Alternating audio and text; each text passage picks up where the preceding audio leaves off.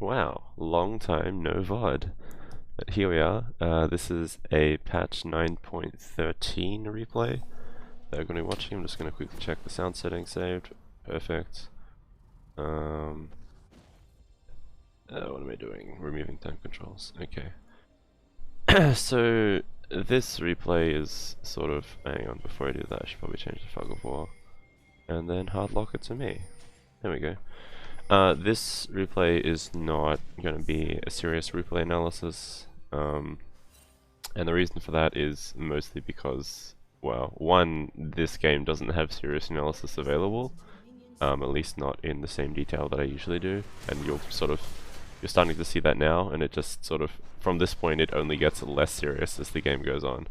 The second thing is that it just gives me a chance to talk about what's going on, and I'm just gonna quickly get out of the way. I have been recovering from flu, as those of you on Twitter and Discord will know. So that's why I sort of sound a bit, I don't know, nasally and I don't know, just a bit weird. Yeah, that's just because I've been recovering from flu. So I'm pretty okay now, but I still sound a bit funny. I'm still you know, a bit of sniffles, a bit of coughing, but I'm basically fine. Anyway, so a bit of an odd situation in the jungle here. I don't really understand why Karthus and Talon were invading so aggressively after the rest of their team left. Maybe they thought Shaker would be starting on red buff, but that was never his plan. So I sort of paid the price for that a little bit, I guess. I traded, I was ready for if someone was behind Karthus. I assumed that he was going so far forward because someone was behind him waiting. And you can see that I flashed out pretty quickly, and I burnt 2 summoners for just 1 summoner. So in theory, mid lane got a pretty good advantage off of me doing that specifically, because I neutralized the flash advantage that Talon had, and I gave him an exhaust advantage over the ignite. But obviously it's pretty bad for me, and I should probably just quickly reorder these. The rest of those, no. There we go. Yep, that's right now. So it's a Karthus matchup, as you probably know from the thumbnail or the title or whatever. I don't exactly know what I'm going to do with those just yet. But you know, probably it's going to mention that the matchup is Karthus. But the jungle matchup is also notable because Eve sort of makes up for Karthus being not a great laner in some regards. Not so much pre-6 because you can just water out obviously, but after that she probably has enough damage combined with Karthus to kill you before you can kill either of them. Potentially, it depends how the lane goes, but it does make the lane matchup less straightforward. Because if obviously it was just Karthus, you'd be happy to just run down all the time, but you can see here, I'm nearly full health. And just the burst of Eve is pretty high. Obviously with levels and a bit of HP, you could even build a bit of MR because it's double magic damage top. But until you get to that point, it's pretty problematic, and obviously even if you do get to that point, both Karthus and Eve will be building a bit of damage. So the matchup goes from 1v1 where you just run them down basically all the time, to a situation where you constantly need to worry about Karthus's health / mana, and you need to keep your own high. You need to keep it so that if Eve ever appears, you can sort of deal with it. But if Eve wants to gank, then you want Karthus to be injured, or really low on mana, or you know, just unable to properly contribute to the fight. Then whenever Eve is spotted on the map, you can just walk down Karthus and he's gonna die, because that's the nature of the matchup. As I just die a little bit as I say that.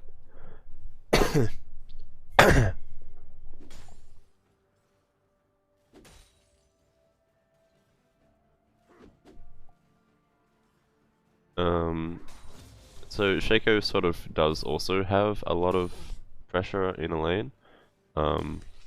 So to a degree, like they sort of neutralize each other in terms of how much pressure is applied to lane, except for the fact that you're going to be pushing a great deal in general.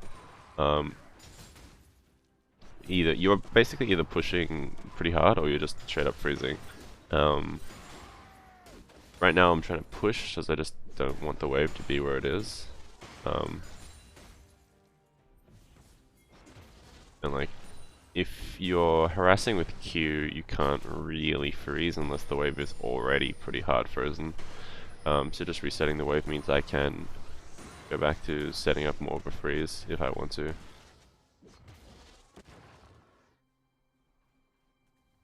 Runes, I'm just going to quickly touch on. That's what I have now in this specific game. There's still a few things I'm sort of experimenting a little bit with, but I think for this matchup, this is probably the ideal rune set. You could maybe swap to Legend Alacrity.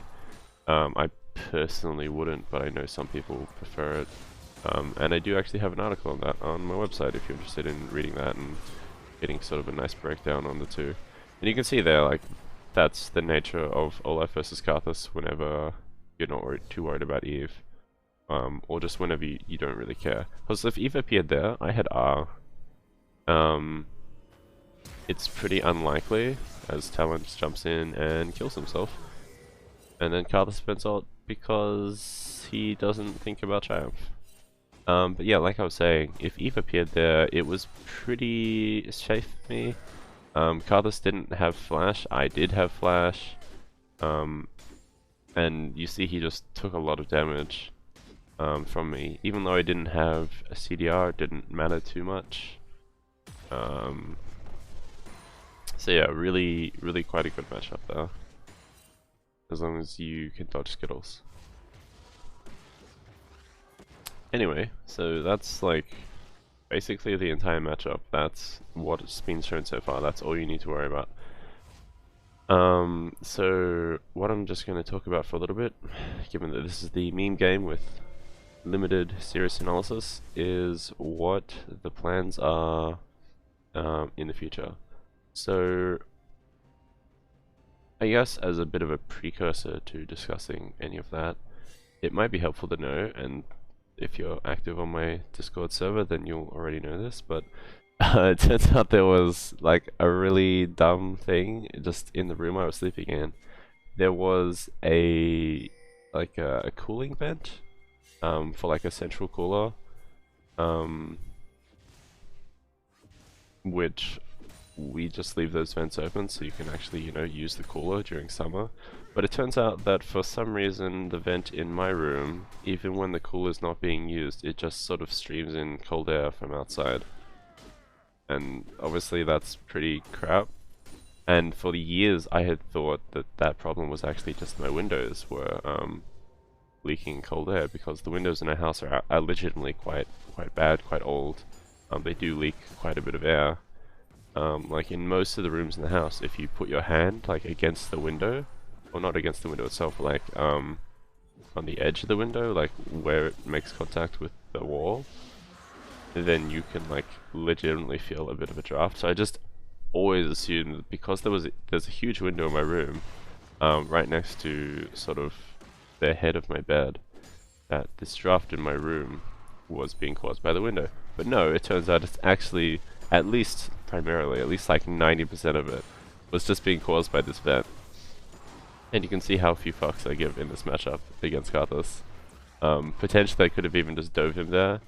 I was a little bit worried about not being able to click on him, like literally just click on him with the turret in the way.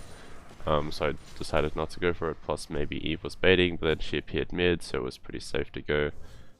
Just waited till he was out of mana, dodge his Skittles in the meantime, then turn around and he can't do anything about it.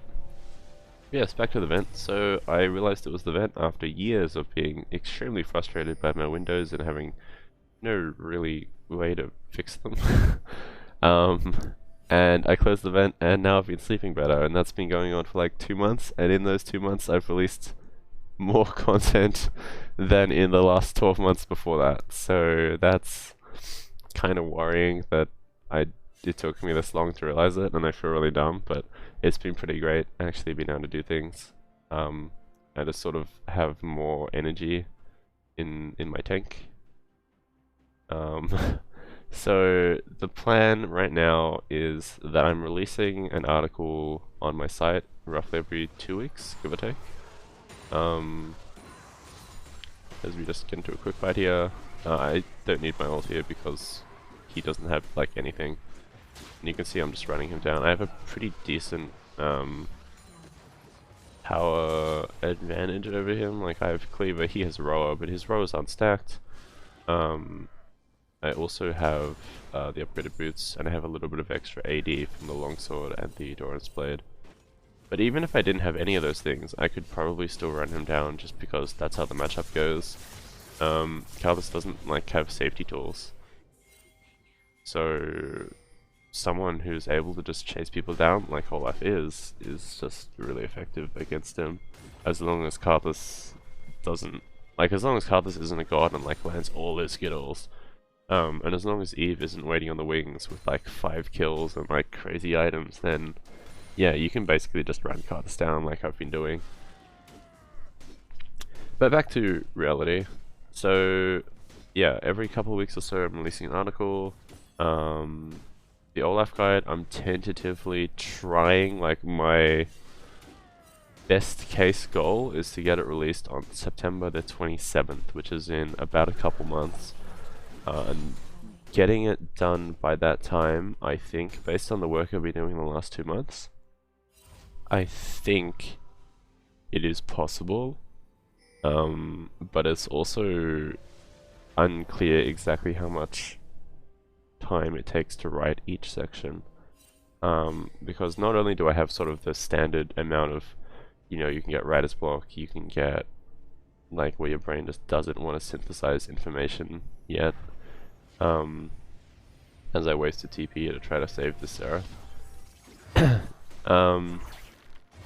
But like also it's being written on Mobify, and Mobify uses BB code, and BB code is just sort of really bad and really unintuitive to write with. And like, yeah, you could say I could write it somewhere else, but I've checked like everywhere and I still think Mobify is currently my best bet. I know recently a lot of people writing guides have actually just been doing Google Docs, and I think that's actually a pretty good idea for just simple guides, but like my guide is not that simple. So having access to like inbuilt item like icons and that sort of thing is really useful. Just a quick fight here. Caitlyn just sort of walked up to me, so I'm like, no. She flashes away, she dies to the Lux Laser because she flashed into it because she's really good at the game. Just like I'm really good at the game and I died to Pike ult. But it's still 2-for-1 trade, so it's pretty good. Plus we have control of the situation. Pike and Talon for some reason both tried to kill themselves here, but we have a pretty progressive social policy on this team, where we understand that some people like want to kill themselves, but we just don't let them do it. So we actually let them live there. It's a really nice thing for us to do. Quick actual serious analysis. We definitely should have sent someone bottom lane, because like Karthus is just getting the star for free. We didn't need 3 people and Herald to push this. We probably should have sent Xerath, I guess, bot lane, so he can clear the wave. But I don't know, we just didn't, because this isn't a high level macro game. Like it's Diamond 1, I'm pretty sure. Maybe even Master, but it's, yeah, I don't know. Sometimes the games just don't have good macro, because the players in them don't have good macro. I sort of half-heartedly chase down this Karthus. I don't want to burn any cooldowns on it. And then I realized, oh shit, he has like the plant there. And then I'm about to flash over, and then I realize I don't actually want to flash over. So I've just sort of, there's been a bit of a disconnect in my brain between what I'm doing and what I want to do. And there's sort of a bit of a delay between me realizing I don't want to actually burn a flash to kill this guy, because my flash is too valuable for just one random kill that doesn't lead to anything. So I sort of ult flash, but instead of ult flashing I just ult, because I don't know, my brain didn't quite get to the ult part. It didn't quite cancel the ult part in time. in my brain. So yeah, just I'd waste the cooldown, but at least I keep my flash. But yes, back to Olaf guide. Yeah, so September 27th. If I can't do the 27th and I only need a little bit more time, then I'll release it. Excuse me. I'll release it on the Friday after that. But if it turns out I need like more time than that again, then it gets a little bit sort of inconvenient because the week after that is PAX, and I'm going to be enforcing a PAX, and I don't really want to like have to worry about releasing the Olaf guide at that time, and I don't want to worry about like working on it. And you might think I'm in a bit of a dangerous spot here, but really it doesn't matter because I can basically 1v4 at this stage of the game if I really need to.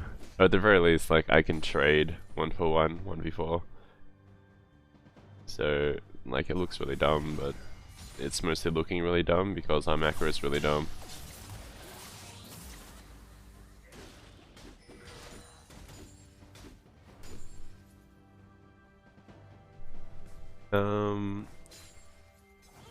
So I don't know, what else is there to talk about?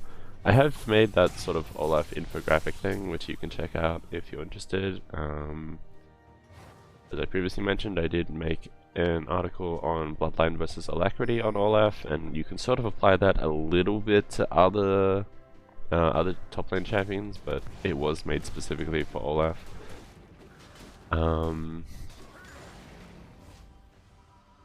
Oh, VODs, yeah. So VODs, I'm gonna be aiming to do one every week on a Monday. I have like a small backlog of VODs. Not a huge backlog, but a small backlog. So because I'm a wizard and I know how to use old replays, and you can like search that up online if you want to know how, it still works the same way. I'm not gonna like give you a tutorial. But yeah, I have like a handful of replays from most of the patches for the past few months, and like those might be useful to get through. Even if the games themselves individually aren't that high quality, you might find it useful to sort of see how I play the matchups at basic levels. Like if you're a really good Olaf player already, then you know it's not going to give you much. And right here I get really bummed because I thought I ulted in time, but clearly I didn't because I had to flash after Pyke pulled me. Bit of a bummer, but oh well. Like you can sort of see. Oh my god. Okay, I'm gonna go back and show this to you guys. This really still pisses me off. I've done this replay at this stage. I've done this replay I think twice before now. Plus I've watched it twice before now. On top of that, so I've seen this replay quite a few times, and every time I watch it, this still annoys me. So you can see I hit again, and then it says I hit again. What the fuck was that? Okay, well it says I hit again, like it made a sound, it made a visual indicator that I did a hit, and then it just didn't hit. So I'm sort of stuck in this awful position, and it kills me. Like it's just super fucking lame, where I really should have been able to kill the turret and then sort of walk away safely, or I should have been able to kill the turret and get kills safely. But instead of that, like, I don't know, like, the game lies to me about the fact that I hit the turret. It tells me I did, through the sound, through the visuals, and then it just decides that I didn't, and so I die. And that's a bummer. More than a bummer, it's just pretty, it's AIDS. The game should never lie to you, and I'm always very salty about when it does. Yes, VODs. So once a week, it's going to be every Monday my time, as my team just sort of kills themselves. I'm TPing in, aren't I? Yes, I've just TP'd in. I'm just going to hard lock myself again. Every Monday, I'm going to try to do that even if the VOD quality is not necessarily that high. Just so there's sort of some regularity about it, and sort of, especially for like less experienced players, like this Caitlyn, who sort of just flashed in place. Less experienced players on Olaf can get a basic understanding of sort of how to play specific matchups, even if those matchups aren't going to be useful for, I don't know, plat players, then it can still be useful for like most of my viewers, because most of my viewers aren't in the top, I don't know, 10-15%, and that's fine. I just sort of wanted to give you a heads up, don't expect like perfect odds every time, because I'm human, that, you know, I can't do that. Even if like right now my ranks hopping around between Diamond 1 and Master. I've like promoted and demoted at least 3 times. My MMR seems to be going up slightly each time, because it's really easy to demote once you're in Master. I don't understand why, but it's easier to promote, or it's easier to demote out of Master than it is to get into Master. So if I go like 5 and 5, then I just get demoted, because the promo series you have to win more games, but the demotion, it just immediately happens. Like if I'm on 0 LP, it just demotes me, and then I go back to Diamond 1 and I win the promo again, and then I just get demoted by losing 1 or 2 games in Master, and it feels pretty bad, but yeah, that's the situation there. So it's a decent level of gameplay, but you know, there's a lot of matchups where I don't necessarily have deep insight into how to play the matchup, and Challenger sort of gets away here because he plays Assassin's Creed, and on the other hand, I don't play Assassin's Creed. And when it comes to jumping over walls, what you really want, you want the guy who plays Assassin's Creed. So if you've ever wanted to jump over a wall, I suppose this is implicitly a recommendation to play Assassin's Creed. In terms of what's going to be happening sort of in the future for this channel and my content in general, actually, I guess before I talk about that, I should just talk about more broadly what my content is, as I just run these guys down. So we're gonna quick pause as I do that. Kill the Talon, kill the Karthus, go and pick up my axe, get caught in a trap, know the trap was there, but besides picking up the axe is worth it. Keep chasing, kill the pike, he's gonna try and E the left. Just use E, he dies, spoiler alert, Evelyn dies too, quadra kill, there you go. Fight summarized. So, if you're subscribed to this channel, then you probably are not one of the people who cares about anything other than League, and that's fine. So I'm just gonna sort of lay out for those of you who might be interested in my other stuff, sort of where to find each thing. So all my good League content, well, good is a subjective word, all my better League content is gonna be on this channel. So that's VODs, that's any particularly good highlights I'll probably put on this channel. Anything with specifically good editing, where I'm not just sort of trying something out, I'm probably gonna put on this channel. On my website, which is linked down below. Like I said before, I'm sort of publishing an article every 2 weeks, give or take. And those articles are not always League. In fact, most of them are not League.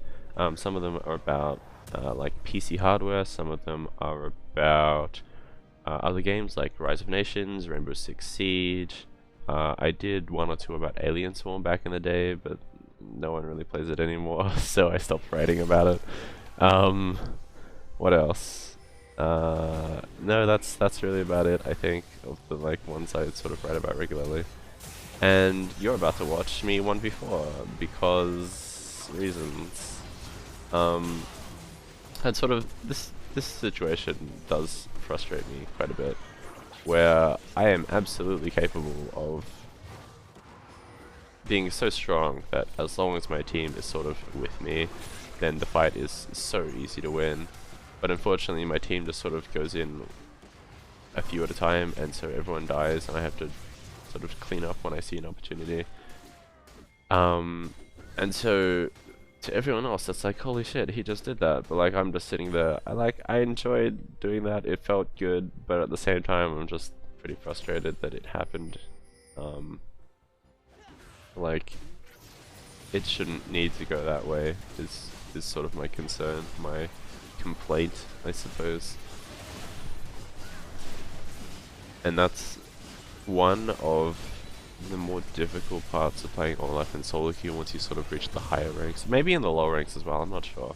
Like, it's been literally seven years since I've been anything less than plat. So I don't really know what the deal is in the lower ranks about how easy or hard it is to like get your team to do macro decisions. But yeah, in high ranks, in OS at least, like this wasn't such a problem on NA, so maybe it's just like a regional thing as well. Like on NA, everyone sort of seemed to understand what to do. On OS, they sort of sometimes do and sometimes don't. But yeah, if you get a lead on Olaf, you really have to actually push it to a win before the end of the game. Like, you can't just dick around like my team sort of did here and expect to win. Like, if we had just grouped up together, then we absolutely would have won that fight. And then also had like everyone else alive, so we could have just like gone and ended the game. And if we couldn't end the game, we could at least like take an inhib and maybe a Nexus turret, or maybe both the Nexus turrets. But instead of that, like I end up having to 1v5. So I don't know. I to this day have not figured out how to deal with that completely in solo queue. Where if you have a good macro understanding and the other players do not, I don't really understand how to convert that into a game win. But if you figure it out, let me know.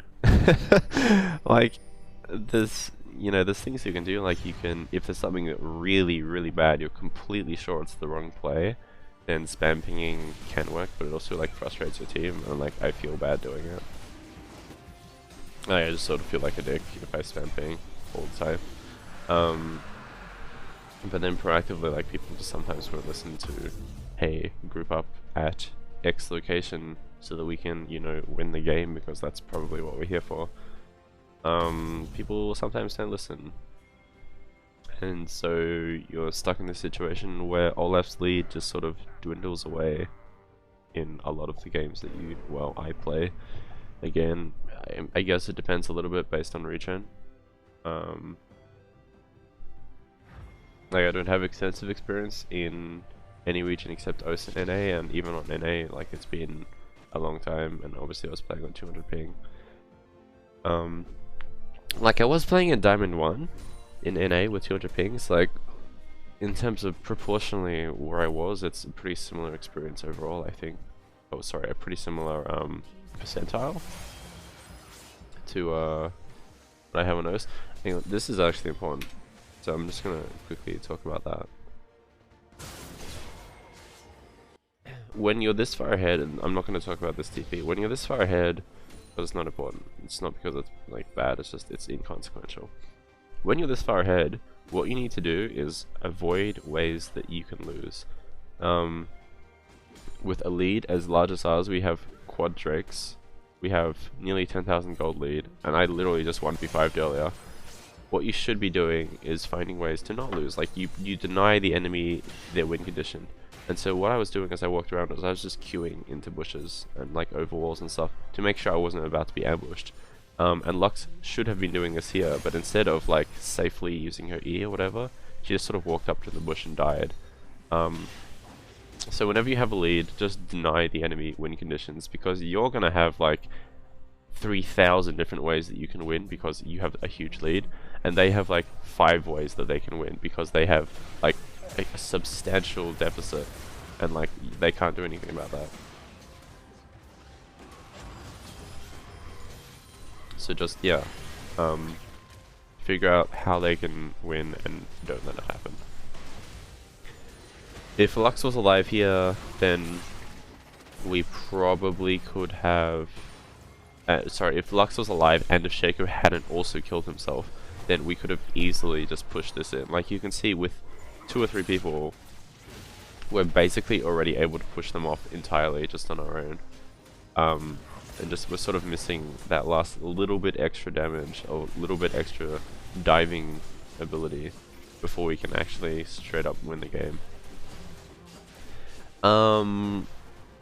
I think the last thing to talk about before this game is going to end, and you think, hey, maybe it's going to end in like 30 seconds. No, you'd be wrong. I'm just going to spoil it for you real quick. Because people just sort of walk around and die, and then we chase talent for, I don't know, because we're bad at video games. So at the end of this year, I'm going to be doing a short course on machine learning. So that's something that I'm looking at potentially studying full-time, starting next year. And as far as I'm aware, because I haven't really done much machine learning before now.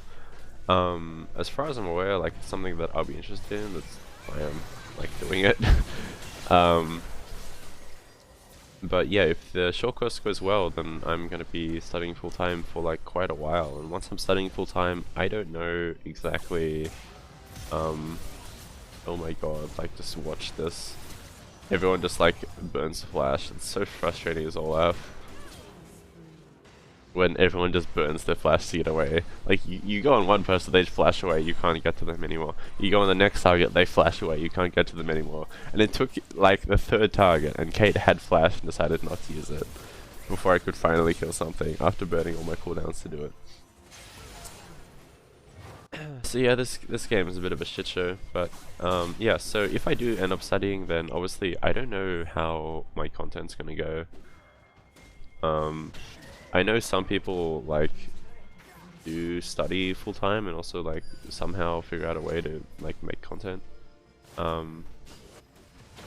it's not easy to do, like especially if you're trying to do multiple topics like I currently do, or if you're trying to do pretty high level, which I also do, which is it's quite a time drain. Like I'm basically an expert in PC hardware in League and in Rise of Nations, and then I'm also okay at Siege and like a few other things, and just there's a lot of time involved is the short story.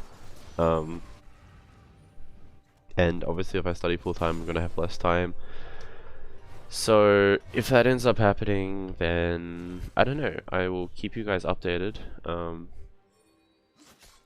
If there's a major change, then I guess you'll obviously be seeing that in terms of how much I release, but I'll be talking about it on probably Discord, maybe Twitter. If it feels like really, I don't know, official, then it'll probably end up on YouTube and Facebook as well, just as like an announcement or whatever. But yeah, we'll see how that goes. I haven't been studying in ages, so that's going to be pretty interesting. And I'm gonna have to like spend a lot of time to sort of get the qualifications I'm interested in. But well, yeah, it's just something that we're gonna have to see in time. So right now, I figure we should probably take the Baron. It's really easy to take. The big risk with doing Baron right now is that this is one of the only ways that they can win, well, sorry, not win, not lose the game, is if they steal Baron.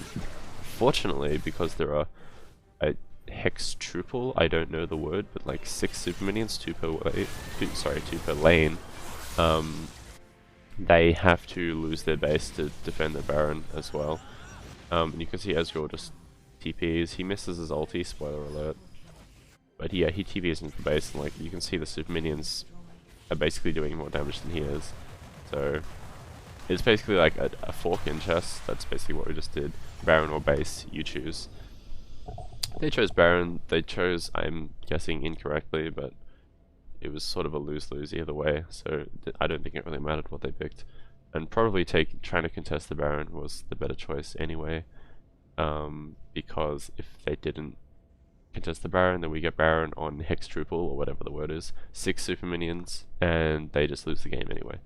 But yeah, that's the VOD, that's sort of the updates on everything. I think I covered everything that I needed to cover. About like Olaf, guys, YouTube channel, I don't know, whatever else. if you have any other questions about like what's going on there, then feel free to leave them in the comments. Or even better than that, join my Discord server. All of that's always being linked in the description, so if you're interested, you can join that. Hit me up. And then if you want general updates, Discord and Twitter are the best ones.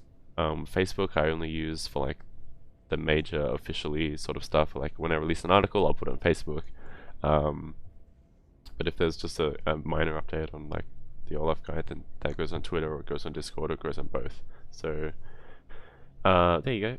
Oh, the final thing that I didn't talk about is my second channel. All the stuff that isn't League, or at least isn't the better League content, just goes on my second channel. The second channel is just a catch-all for all the video content.